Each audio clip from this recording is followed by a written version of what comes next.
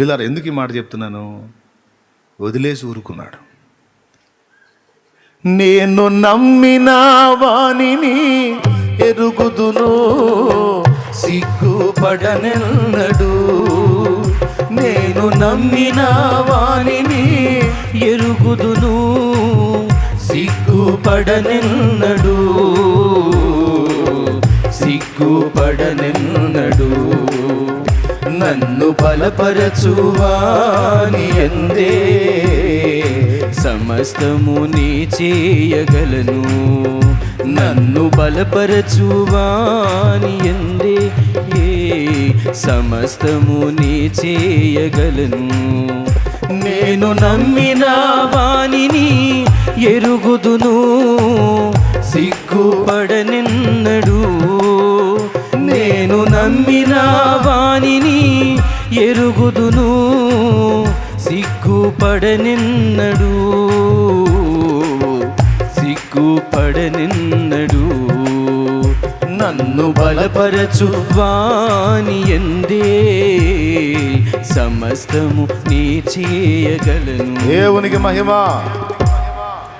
యేసయ్య అంటాడు, బిడ్డ నా దగ్గరకు రాకముందు మోసావు నాన్న, మోసావమ్మా, ఇంకెందుకురా అనవసరంగా నువ్వు రోగాలు తెచ్చుకుంటావు, ఇంకా నువ్వు ఆలోచించే ప్రక్రియ ఆపేసానన్నా, నేనున్నా కదరా తల్లి, నీ చేతనైనా ఏదో నువ్వు చేసుకుంటూ వెళ్ళిపో, నీ మీదే భారం వేస్తున్నాను ప్రభువా అని అప్పచెప్పేసే.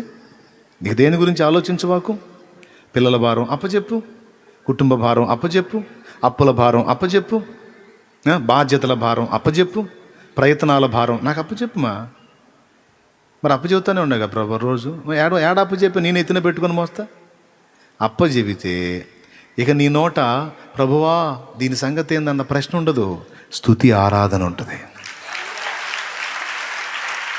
అప్పచెప్పేసావు అనుకో ఇక స్తుతే. ప్రభు ఆ సంగతి ఏందన్న ప్రశ్నే ఉండదు, ఇక స్తుతి ఆరాధన ఉంటుంది, విశ్రాంతి ఉంటుంది. నువ్వు విశ్రమించు, విశ్రమించు అని దేవుడు పిలుస్తున్నాడు. ప్రయాసపడి భారం మోయిచున్న సమస్త జనులారా నా యొద్దకు రండి, నేను మీకు ఎట్టొచ్చిద్ది విశ్రాంతి? బరువులు దించినప్పుడు వచ్చిద్ది. బరువులు ఏమన్నాడు? ఆయన మిమ్మల్ని గూర్చి చింతించుచున్నాడు కనుక మీ చింత యావత్తు మీ నెత్తిన పెట్టుకోండి అన్నాడా? మీ నెత్తిన పెట్టుకొని మోసి మోసి సావండి అన్నాడా? ఆయన మిమ్మల్ని గూర్చి చింతించుచున్నాడు కనుక మీ చింత యావత్తు రిలాక్స్. ఇది ఆనందం అంటే, అది ప్రశాంతత అంటే. ఆయన ఉన్నాడు, ఆయనే చూసుకుంటాడు. నా భారం ఆయన మీద మోపుతున్నాను. ఏదో మాటతో అంటాం కాదు, హృదయంలో కూడా అదే తీర్మానం ఉండాలి. అప్పుడు ఇక నీ ముఖం తుమ్మల్లో పొద్దుపడినట్టు ఉండదు. స్తోత్రం. కొంతమందికి ఎన్నన్నా చెప్పు, ఆ ముఖం చూస్తే ఎప్పుడన్నా చూడు ఏందో ఆయన ఒకళ్ళ ముఖాలు మరి విరక్తి పడుతుంటుంది. నాకు కూడా విరక్తి పడుతుంటుంది ఆ ముఖాలు చూస్తుంటే.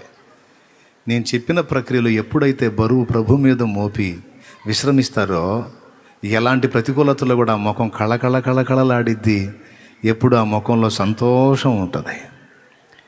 ఎలాంటి ప్రక్రియలో నువ్వు అన్యుల ముందు కనపడితే, అది ఇన్ని బాధల్లో కూడా, ఇంత బరువులో కూడా, ఇంత టెన్షన్స్లో కూడా అంత ప్రశాంతంగా ఆ మనిషి ఎట్టు ఉంటుంది, ఇదేదో మనం కూడా తెలుసుకుందామని చర్చికి వస్తారు. అన్నీ ఎరిగి దేవుని దగ్గరికి వచ్చిన నువ్వే తుమ్మల్లో పొద్దుపడిచాడు ముఖం ఎప్పుడు ఆ తుమ్మలు ఆడుకుంటూ పెట్టుకుంటే నిన్ను చూసేవాడు వస్తాడు. ఒకవేళ నువ్వు పోయి వదినా చర్చికి రా, వదినా రా అంటే నువ్వు పో వదినా, ముందు నువ్వు పోయి కత్తి నవ్వుతూ ఉంటాము, నీకు దండం పెడతాడు.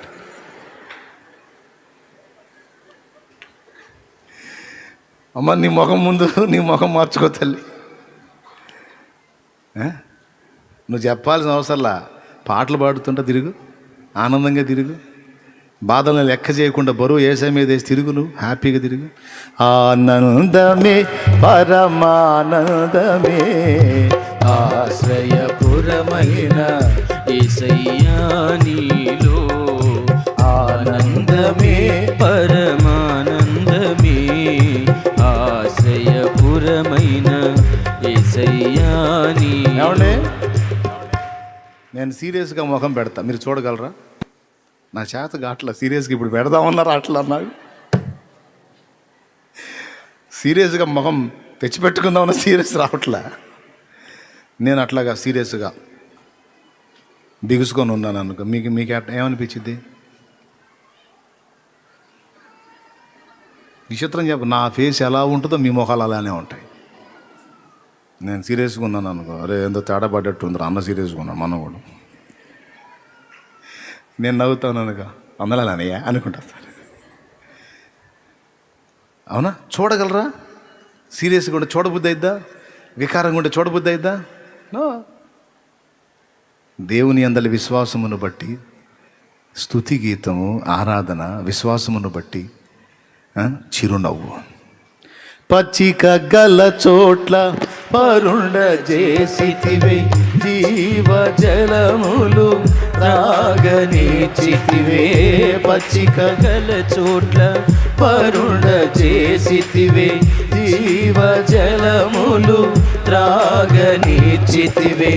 నా ప్రాణమునకు సేద తీర్చితివే, నీతియు శాంతియు నాకీచితివే. నా ప్రాణమునకు సేద తీర్చితివే, నీతియు శాంతియు నాకీచితివే. ఈ పాట ఎంత బాగుందండి, ఎంత ఆనందంగా పాడాలి. కొంతమంది విశ్వాసం ఎట్టుంటుందంటే, పచ్చిక గల చోట్ల పరుండ చేసితివే, జీవజలము తాగని.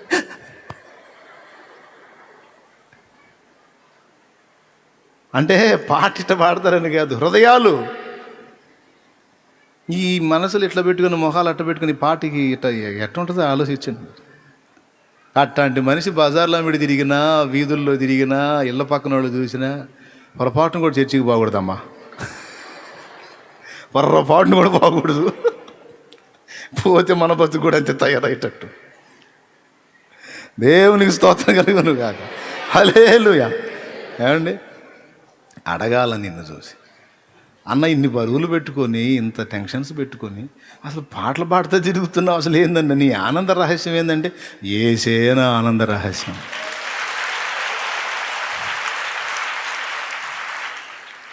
ఏమండి, రాజుతో మునిగారు అన్నట్టు,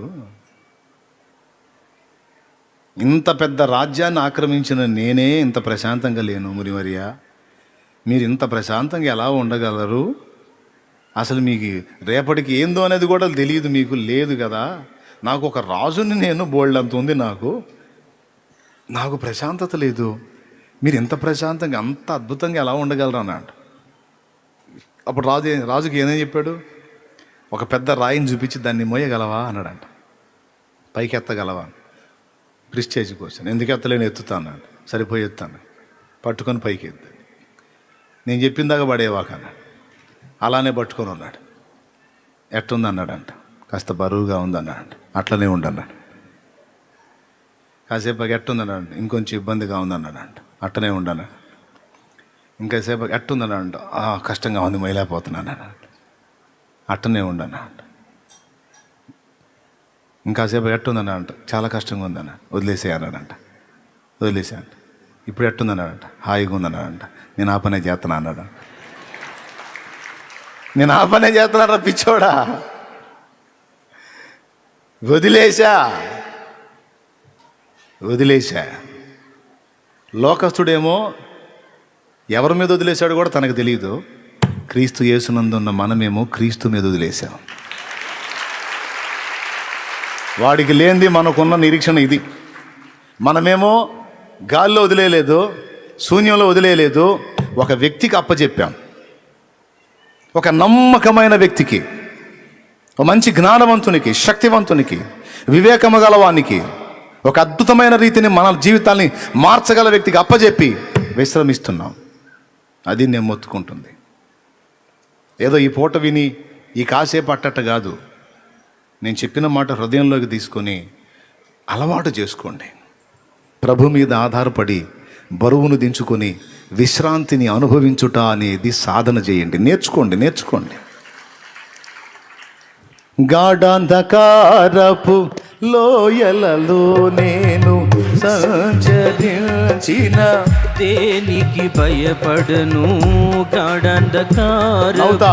లోయలలో నేను ఏడుపు కొట్టు మొహాలు కాదు. సంచరించిన దేనికి భయపడను నీ దుడ్డు కర్రయు నీ దండమును అనుదినం అనుక్షణం కాపాడునే నీ దుడ్డు కర్రయు నీ దండమును అనుదినం అనుక్షణం కాపాడునే ఆనందమే పరమానందమే ఆశ్రయపురమైన యేసయ్యా నీలో.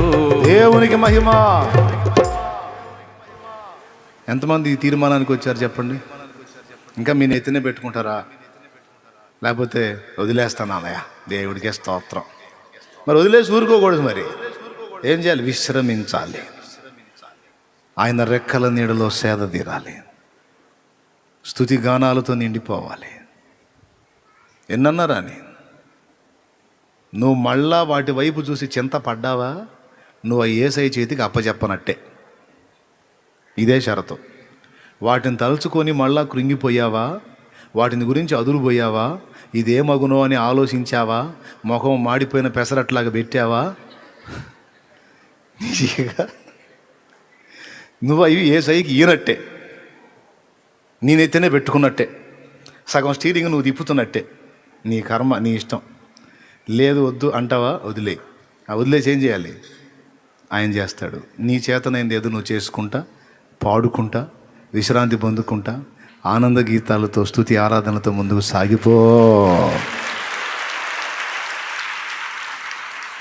ఓకే, ఇప్పుడు ఈ పాయింట్ని 3-4 సార్లు అట్టు తిరిగేసా గట్టిగానే. బాగా ఎక్కిందిగా మైండ్కి. చూస్తా కోట వైనాకు వస్తారు, ఏడుపు మొగాలు వేసుకుని అయ్యో అయ్యో అనుకుంటాను. గుద్దుతా మొఖాన. దేవునికి స్తోత్రం. ముసలమ్మలు రెడీగా ఉండండి. ముసలమ్మలు ఏమ గురించి కూడా అడగదు. ఏమ గురించి? మనవరాలయ్యా మనవరాలు. నువ్వు చావబోతున్నావు. నువ్వు నీ వ్యవహారం ఆలోచించడం మనవరాలు. నాదేముందిలే అప్పయ్యేదాన్నిగా మనవరాలు సంగతాను. ముసలమ్మలకి ఎంత ప్రేమో మనవరాళ్ళు మనవాళ్ళ మీద. మంచాన్ని పెడితే వాడు చూడని కూడా చూడ్డు. అయ్యా అబ్బాయి ఏం కాలరా అని ఉంటాడు. కుక్క దొల్లాడు తోలుతుంటాడు. మళ్ళీ ఏం ప్రేమో ప్రేమ. వచ్చారో మర్యాద ఉండదు. ముందే చెబుతున్నా నేను. ఏం చేయాలి ఇప్పుడు? ఎవరికి అప్పచెప్పమన్నాను? ప్రశాంతంగా ఆయనకి అప్పచెప్ప. నా శత్రువుల ఎదుటే నీవు నాకు విందును సిద్ధము చేశావు. టైం లేదు మనకి. మొట్టమొదటిది నీ జీవితంలోని పరిస్థితులు, స్థితిగతులు, పిల్లలు, కుటుంబం, బాధ్యతలు, అక్కరలు, అవసరాలు, అప్పులు, తిప్పలు మొత్తం ఆయన చేతికి అప్పచెప్పు.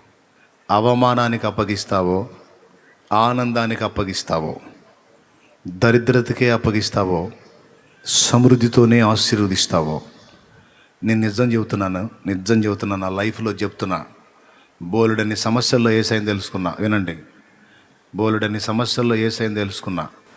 యేసయ్యని తెలుసుకున్నాక ఎంత గొప్ప ఆనందం అంటే, అన్ని మెంటల్ ప్రెషర్, అసలు చచ్చిపోదాం అనుకున్నాం మొత్తం కలిసి. అంత ఒత్తిడి ఎటుపోయిందో. ఎందుకంటే నమ్మా. నేను ఎవరిని గుర్తించానో, నన్ను ఎవరు దర్శించారో, నేను ఎవరిని కనుగొన్నానో ఆయన సర్వశక్తుడు, బలవంతుడైన దేవుడు. ఎన్నాళ్ళు నేను నమ్మి గుళ్ళు గోపురాలు అయ్యి తిరిగి భజనలు వేసి గందరగోళం చేసి నానా బాధలు పడి తిప్పలు పడ్డవాళ్ళు కాదో. ఈయన నిజమైన దేవుడు, ఉన్నవాడు. నా నుంచి దమ్మిడి కూడా ఆశించకుండా నా పట్ల కార్యాన్ని చేయడానికి తన్ను తాను అర్పించుకున్న ఏకైక ప్రేమామూర్తి నిజ దేవుడు నా యేసు. నాకు అర్థమైపోయింది. ఒకవేళ ఏదన్నా చర్చిలో ఇవ్వాల్సి వచ్చి ఇచ్చినా అది ఆయన కోసం కాదు, మన కోసమే. మరి ఆయనకి ఏమన్నా మన బిర్యానీ పెట్టడానికి ఏంది? అరే అబ్బాయి కథ చిల్లరేంట్రా, బిర్యానీ తింటానని అడుక్కుంటాడు ఆయన. నువ్వు ఒకవేళ కానుక ఏదైనా ఇచ్చిందా, దశం భాగం ఇచ్చిందా, ప్రథమ ఫలం ఇచ్చిందా, ప్రతిష్టార్పణ ఇచ్చిందా, ఇదిగో నాకున్న దానిలో నీకు ప్రేమ చూపుతున్నాను ప్రభా, నీ పరిశుద్ధులకి ఇది వాడు, నన్ను ఇంకా ఆశీర్వదించు అని విశ్వాసంతో విత్తుతున్నావు నీ దగ్గర ఉన్నదాన్ని. ఎందుకోసం? నీవు తిరిగి దీవెన పొందడానికి. రెండవది, నీ తోటి వారి అక్కర తీర్చడానికే తప్ప ప్రభు ఏదో బిర్యానీ తినడానికి కాదు. ఆ అవసరం ఆయనకి. అర్థమైపోయింది నాకు. యేసు ప్రభు దగ్గరికి ఎప్పుడైతే వెళ్ళానో, ప్రార్థన చేయటం మొదలుపెట్టానో, వాక్యం చదవటం మొదలుపెట్టానో మ్యాటర్ అర్థమైపోయింది. ఇక ఆ దెబ్బతో దిగులుపోయింది. దిగులుపోయి నేను హ్యాపీగా ఉండటం మొదలుపెట్టా ఇంట్లో. అంతకుముందు ఎవరి ముఖంలో చూసినా ఏడిపే, ఎవరి ముఖంలో చూసినా దరిద్రమే, ఎవరి ముఖంలో చూసినా బూతులే, దోషంలే.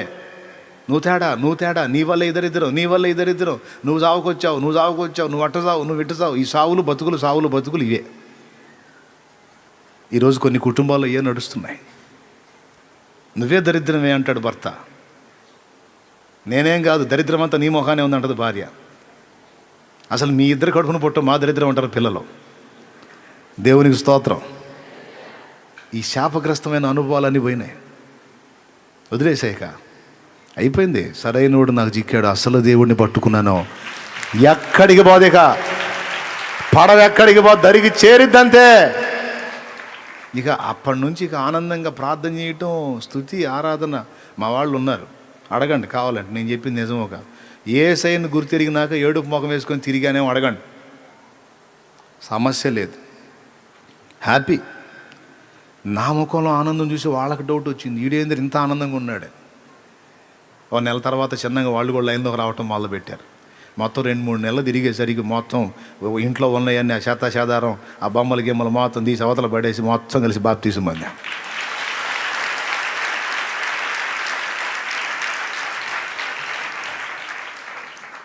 నమ్మాం, విశ్వసించాం. విశ్వాసానికి గుర్తుగా పాప క్షమాపణ నిమిత్తం పాపాలన్నీ కడగబడి పరిశుద్ధపరచబడి క్రొత్త జీవిత అనుభవంలోకి రావటానికి, నిత్య జీవాన్ని స్వతంత్రించుకోవటానికి యేసయ్య చెప్పిన మాట చొప్పున మారు మనసు పొంది పాప క్షమాపణ నిమిత్తం బాప్తీసం పొందాం. బాప్తీసం పొంది అందరం కలిసి ప్రార్థన చేయటం మొదలుపెట్టాం. వాక్యం చదువుకోవటం మొదలుపెట్టాం. డైలీ దినమంతా హాయిగా చాకిరీ చేసుకోవటం, ఏదో ఉన్న పని ఎవరి పని వాళ్ళు చేసుకోవటం, సాయంత్రానికి రావటం, మొత్తం స్నానాలు చేయటం, కూర్చోవటం, మోకాళ్ళు వేయటం, పిల్లలతో సహా మొత్తం ప్రార్థన చేయటం మొదలుపెట్టాం. అప్పులు పోయినాయి, రోగాలు పోయినాయి, దరిద్రం పోయింది, నువ్వు తేడా పోయింది, శాతబడి పోయింది, చెల్లంగి పోయింది, బాణామతి పోయింది, ఎచ్చాటన పోయింది, ఉచ్చాటన పోయింది, వశీకరణ పోయింది, అసలు దరిద్రమే పోయింది. దేవునికి స్తోత్రం. ఆనందం. ప్రతిరోజు నా ఇంట స్తుతి గీతం, ప్రతిరోజు నా ఇంట సంతోష స్వరం. చుట్టుపక్కల వాళ్ళకి ఒక ఆశ్చర్యం. ఆ సమాజమే కదలటం మొదలుపెట్టింది. అదొక సంఘంగా మారిపోయింది. ఆ సంఘమే ఈ సంఘంగా అవతరించింది. అదే జరిగింది. చూసారా? అందుకు చెబుతున్నా, ఈరోజు నువ్వు నిజంగా యేసును నమ్మినట్లయితే వేసేసే బరువు. రిలాక్స్. నేను మిమ్మల్ని హిప్నటైజ్ చేయట్లే, నిజం చెబుతున్నా. విశ్రమించు. నువ్వు వదలనంత వరకు ఆయన పట్టుకోడు, నువ్వు వదిలితే ఆయన జోక్యం చేసుకో.